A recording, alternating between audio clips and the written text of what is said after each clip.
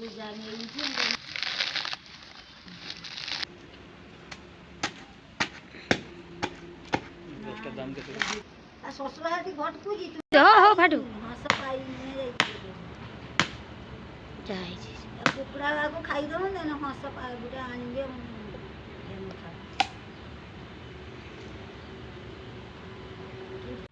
बंधुरा तो सीमा रान्नाघर with village फुडे सबाइके स्वागत। तो देखो आज के आरेकटा नतून रेसिपि निये चले एसेछि। तो आमादेर अग्राण मासे এই রেসিপিটা প্রায় বাড়িতে হয়। তো এই পিঠেটা তো দেখো সব সরঞ্জাম নিয়ে চলে এসেছি। এই যে ধরাবো এগুলো কুড়িয়ে নেব।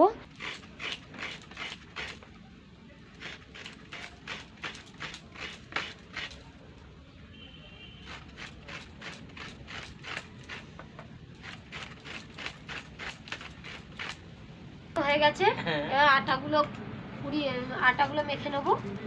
তো আমার লেচি কাটা হয়ে গেছে। তো এইবার আমি উনুনটা ধরে নিচ্ছি। তো বেলে নেবো, এইগুলো এক এক করে ভেজে নেব।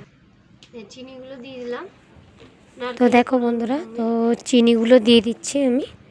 তো চিনিগুলো দিয়ে তো চামচে মাখানো যাবে না ভালো মতন, তো হাতেই মাখিয়ে নিলাম। এবার এক এক করে বেলে আমি ভেজে নেব। ওতে পুরোগুলো দিয়ে দিয়েছি।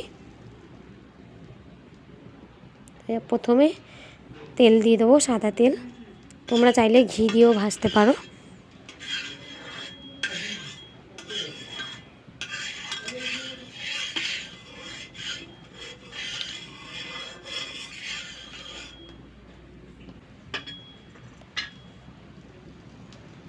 একে একে করে ভেজে নেব।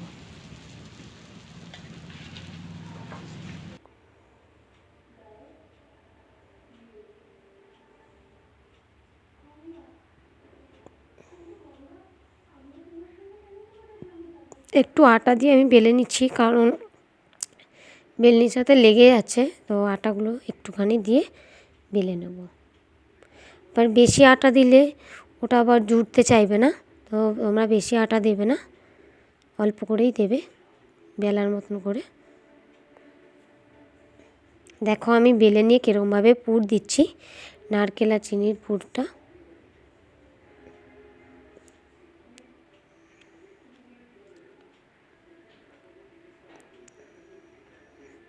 একটু বেশি বেশি করেই পুর দিতে হবে।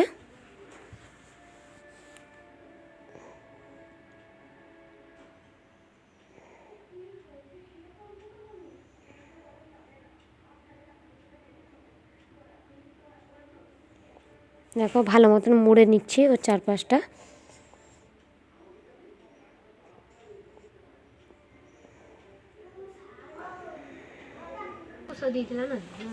তো একে একে সব কটা ভেজে নিয়ে তারপরে চলে আসছি তোমাদের কাছে। একে একে এখন ভেজে নিই। তো দেখছো আমাদের মুরগিগুলো ঘুরছে।